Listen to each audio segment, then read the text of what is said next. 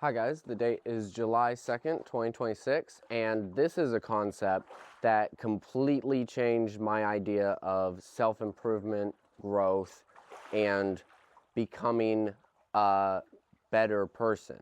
So, we all grew up with the idea, they told us on TV, they told us, our parents told us, everyone told us to be the best you can be special, be you, and even embrace your flaws. And we grew up knowing this concept, and I think that is part of what birthed the growth of such growth of self-improvement, where everybody's like, I want to become a better person, I want to grow. And then I realized what we're doing is we're making the parts of ourselves that we like better. But what about the parts of ourselves that we don't like? What about the parts of ourselves that we truly feel are inferior? Or the parts, well, we don't like to see ourselves as inferior, or parts of ourselves, so we see it in other people. Like the values that other people hold, the actions that other people take, we see them as truly inferior to our own. And I started with this back when I lived inside my head. I didn't do anything in the external world. I felt like anything in the external world was inferior. And to kind of explain that in a more understandable way, internally, I could overanalyze situations, build castles in my mind. I could build a reality. I could build a perfect version of myself in my head, but anyone who achieved stuff in the real world was a loser. Anyone who chased money or fame or any of that stuff, I was like, nah. What, like, that is some, like, loser shit. And then I kind of switched up. I felt like my idea of internally feeling content was superior. And then I switched it up. I was like, my life is not going the direction I want it to. I need something to change. So I went fully external. I went going for money, going for a lot of money. And it worked. And I went too external. I was like, screw emotions, screw feelings, screw my mind. I was trying to date. This was part of when I first tried to start dating way back. And I was like, okay, I don't like my internal world anymore. I don't like my feelings because they put pressure. When I feel like I actually like a girl, can't have that. That puts pressure on me. So I need to numb those feelings down. Alcohol, drugs, anything to get rid of those internal feelings, because they suck. And so I went the complete opposite way. I'm no more internal, I'm fully external. And then I started to develop a balance of feeling my internal emotions and achieving stuff in the external world, which actually made stuff better. But I've actually become aware of this concept of embracing the inferior, where focusing on improving your flaws, like let's say I'm not as good at talking to people, so I focus on improving my ability to talk to people. I never see talking to people as inferior. I see it as something I don't have, a skill I don't have, so I focus on improving that.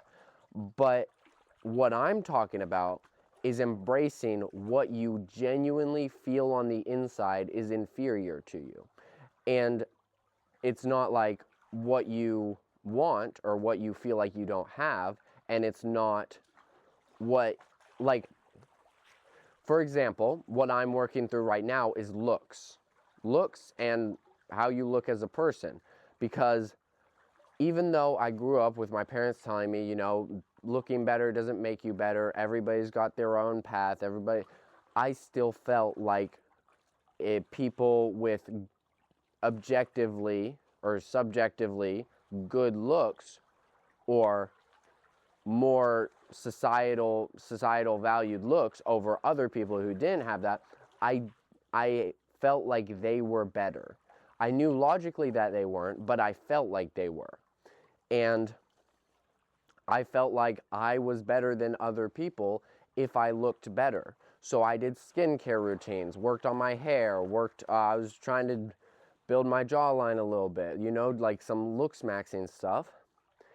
And I realized it started putting pressure on me and actually started harming my life. And then I was like, this is too much. This is too much pressure. I'm done looks maxing. I'm done with all this crap. And I gave up. And then something crazy happened. The pressure went away when I stopped doing all these routines and trying to look amazing and all the pressure went away. And then I decided, you know what? I'm going to embrace it. You know, I'm not going to do my crazy skincare routine or get my hair perfect every day or whatnot. I'm not going to do that because I'm going to embrace what I felt was inferior, which I felt looking not as good as other people was inferior.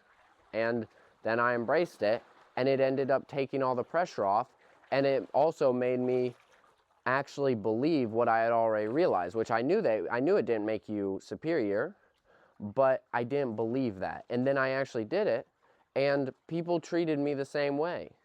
People still hung out with me. We still had a good time, and it made me truly believe, or well, I guess I'm still working through it, but it started to make me truly believe that good-looking people are not superior to non-good-looking people.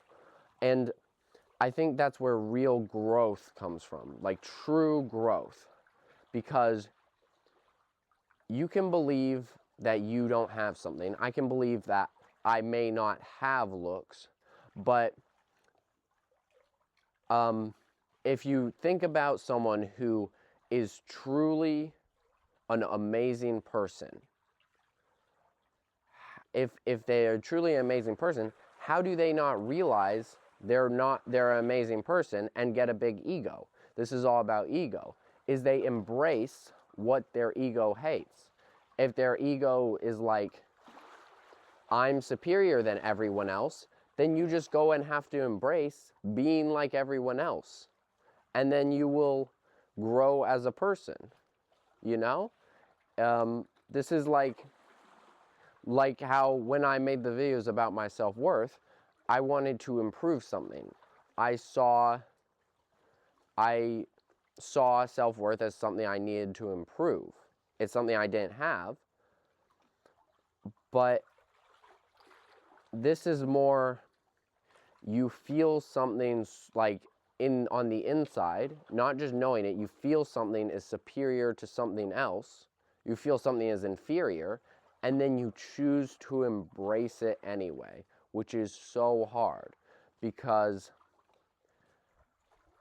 you feel it's inferior. And yeah, you feel it's not as good. Why would you make the negative choice? It's like saying, would you rather $1 or $300? And it's not easy to say I'd rather the $1 because you're like, what? It's not as good. It is inferior. But that is where the growth kind of stems from. It's crazy. I don't know. It's like you kind of understand it once you do it. But that's why I don't want to call out influencers too much, but there's a very community around looking good. And those guys feel looking bad is inferior. And they think they're growing as people as they get more money. And maybe they're studying philosophy or changing their values or something. But until they embrace what they felt was inferior, that growth will never happen. They'll never grow in that area, which is just, yeah, that's, I guess, what it's all about. But yeah, crazy concept, has improved my life so much. Thought I'd come on here and share it. And yeah, so that's kind of the end of the video. Thanks for watching. Goodbye.